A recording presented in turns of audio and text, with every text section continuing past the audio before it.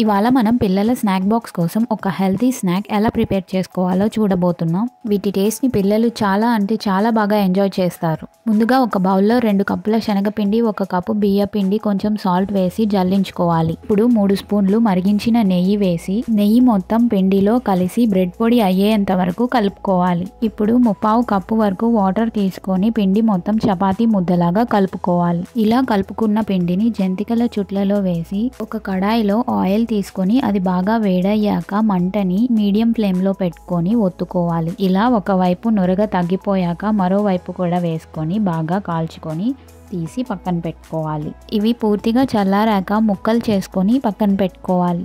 మరి చిన్న ముక్కలు కాకుండా కొంచెం పెద్ద ముక్కలుగా విరగొట్టుకోవాలి.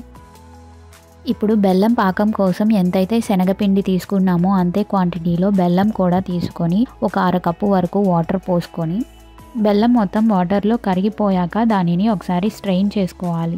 ఇప్పుడు బెల్లం లేత పాకం వచ్చే వరకు ఉడికించుకోవాలి.